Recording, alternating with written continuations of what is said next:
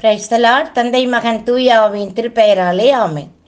என் அன்பிற்குரிய சகோதர சகோதரிகளே, இனிய இறை செய்தியாக இறைவன் இன்று நமக்கு தருவது யோவானர் செய்தி இயல் 3 இறை வார்த்தைகள் 16 மற்றும் 17. தன் ஒரே மகன் மீது நம்பிக்கை கொள்ளும் எவரும் அழியாமல் நிலைவாழ்வு பெறும் பொருட்டு அந்த மகனையே அழிக்கும் அளவுக்கு கடவுள் உலகின் மேல் அன்பு கூர்ந்தார். உலகிற்கு தண்டனை தீர்ப்பளிக்க அல்ல, தன் மகன் வழியாக அதை மீட்கவே கடவுள் அவரை உலகிற்கு அனுப்பினார். தந்தையாம் கடவுள் தன் மகனை உலகிற்கு அனுப்ப தேர்ந்தெடுத்த பெண் தான் நம் அன்னை மரியா. மனித இனத்திற்கு கடவுள் கொடுத்த மாபெரும் கொடை நம் அன்னை மரியா. நாம் அனைவரும் இறையரசுக்குள் இருக்க வேண்டும் என்பதே அன்னையின் விருப்பம். அதற்காக பல உதவிகளை மனித குலத்திற்கு அன்னை செய்கிறார் என்று புனித பெர்னாண்ட் கூறுகிறார். அன்னை பாவிகளின் ஏணிப்படி, இரக்கத்தின் அரசி, பாவச்சேற்றில் வீழ்ந்து கிடப்போருக்கு கரம் நீட்டும் அன்னை. நம் தாய் உலகின் பாவ வாழ்க்கையிலிருந்து நம்மை மீட்க கொடுத்த புனித பொருட்கள் தான் ஜெபமாலையும் உத்திரியமும். நம் அன்றாட வாழ்க்கையிலே ஜெபமாலையால் ஜெபித்தவர்கள் பலருண்டு, உத்திரியம் அணிந்து மோட்ச முடி பெற்றோர் பலருண்டு. கார்மல் அன்னை நமக்கு தந்த உத்திரியம் கிடைத்த வரலாற்றை எங்கு காண்போம்? புனித பூமியான பாலஸ்தீன நாட்டில் உள்ள உயர்ந்த மலை கார்மேல் மலை. இதற்கு எபிரேய மொழியில் தோட்டம் என்று பெயர். இறைவாக்கினர் எலியா மற்றும் அவருக்கு பின் எலிசா தங்கி ஜெப தபங்களால் மீட்பர் வருகைக்கு ஆயத்தம் செய்த இடமும் இதுதான். இங்கு ஜெபிப்போர் பல அரும் அடையாளங்களை புரிய வல்லவராயிருந்தார்கள்.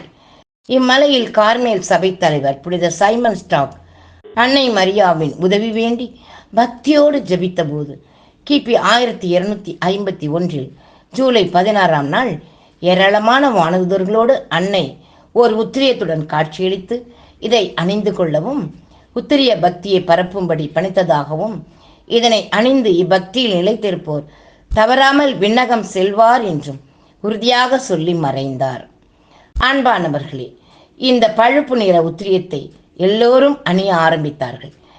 1280 முதல் அனைத்து திருத்தந்தையர்களும் அணிய தொடங்கினார்கள்.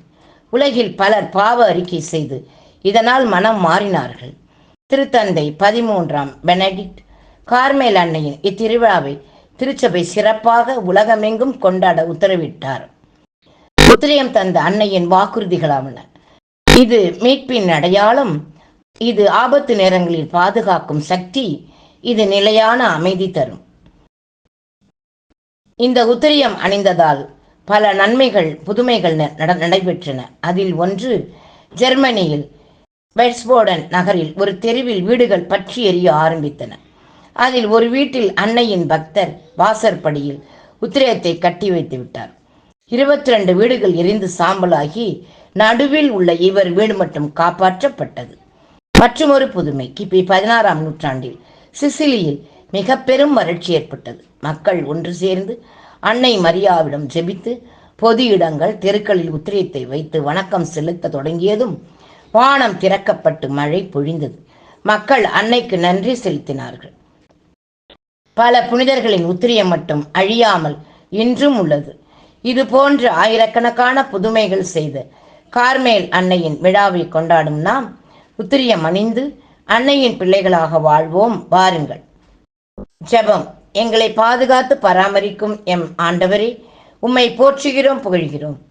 உம் தாயை எங்களுக்கும் தாயாக தந்த உம் மகிமைக்காக நன்றி சொல்கிறோம் அப்பா. விண்ணக வாழ்வை உரிமையாக்கி கொள்ள எப்போதும் எம் விண்ணக தாயின் அருகில் நாங்கள் இருக்க எங்களுக்கு வரம் தாங்கப்பா. ஆமென். அன்னையே, கார்மேல் அன்னையே, கருணை பொழியுமோர் அன்னையே, பக்தியோடும்மை தேடுவோரை நீர் ஒரு நாளும் கைவிடவில்லையே. மாதாவே, கார்மேல் மாதாவே, எங்களுக்காய் வேண்டிக் கொள்ளுமே. மாதாவே, கார்மேல் மாதாவே, எங்களுக்காய் வேண்டிக் கொள்ளுமே. உள்ளத்தின் கவலைகள் ஒவ்வொன்றும் உம்மிடம் சொல்ல வந்தேனே, உம்மை போல் யாரும் இல்லையே, எங்கள் மேல் அன்பு காட்டிட. உம்மை போல் யாரும் இல்லையே, எங்கள் மேல் அன்பு காட்டிட. மாதாவே, கார்மேல் மாதாவே, எங்களுக்காய் வேண்டிக் கொள்ளுமே. Praise the Lord. மரியே வாழ்க. ஆமென்.